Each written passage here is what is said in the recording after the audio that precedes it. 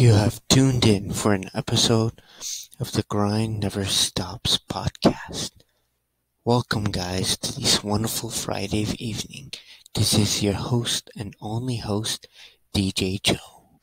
In today's segment, we're going to recap Game 5 of the NBA Finals and preview tomorrow's Game 6 in Milwaukee. So, gentlemen, as you guys all know, before Game 5, this series was tied 2-2, and even though the Suns were at home, the Bucks stole the momentum in Game 3 and Game 4. And the Suns looked lost from the beginning, and they didn't end the game on a good note. For the Bucks, they just kept doing what they've been doing in Game 3s and Game 4, and in Game 5 as they pulled the upset win, as they won a close game 123-119. But before we go on and talk about the Bucks and their red-hot performance in the last three, we're going to start with the Suns. But what is going on for the Suns? I have no idea, because everything was going well for the Suns up until the tip-off that started in Game 3. And the only player who has improved since that game is Devin Booker, the legend who scored 70 points 3 years ago. After scoring 10 points on 3 for 14 shooting in Game 3, he has scored a combined 82 points in Game 4 and Game 5, and he joins the big greats who had back-to-back 40-point games in the finals. So the only player that's actually putting on the jersey and playing is Mr. Devin Booker.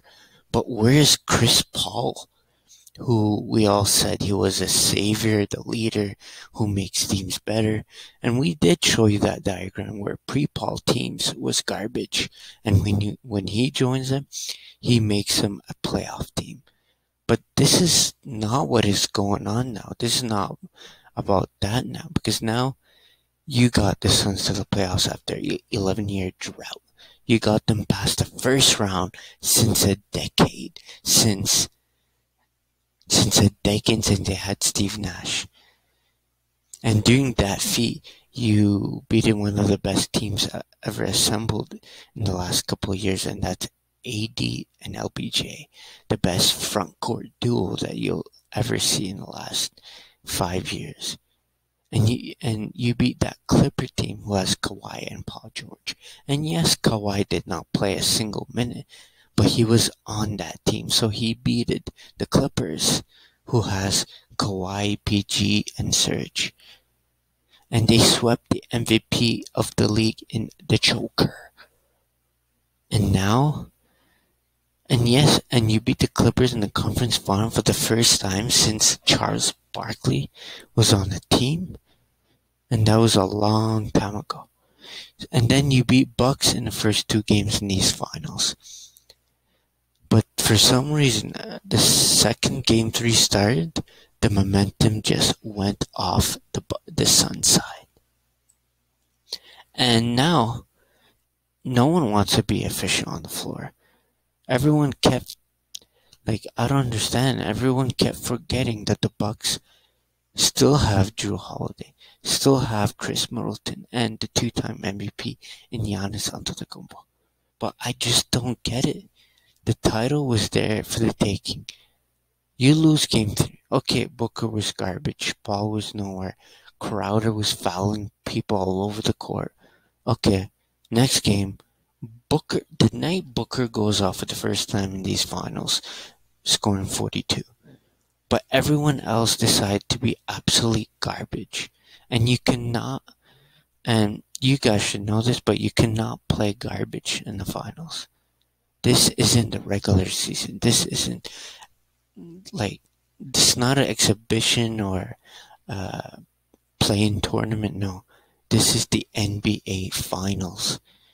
The Suns need to wake up, because now you put yourself in a huge hole. Everyone's cutting out already. You're playing Game 6 in Milwaukee. You know these fans in Milwaukee will go nuts. So that's why I'm telling you, Devin Booker, Emmanuel Williams, Chris Paul, Jay Crowder, DeAndre Ayton, Cameron Payne, Mikal Bridges, you need, and I'm serious, you need to have a damn better start and a better second half than you did in the last 3 games in the finals. And you know that Booker will get his 30, 40 points. But it's the Pauls need to get it done.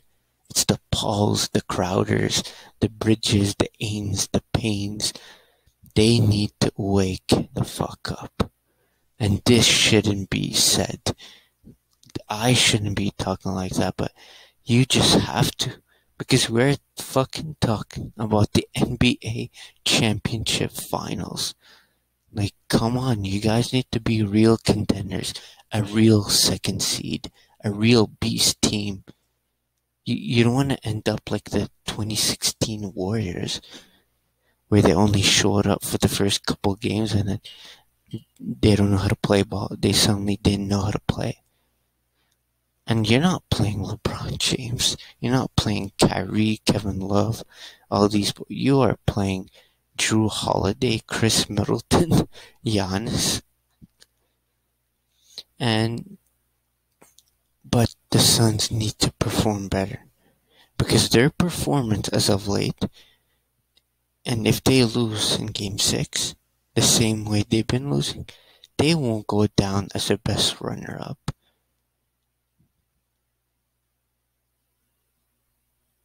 And I don't understand why Chris Paul was playing alright in couple 2. But Game 3, Game 4, Game 5, he just disappears.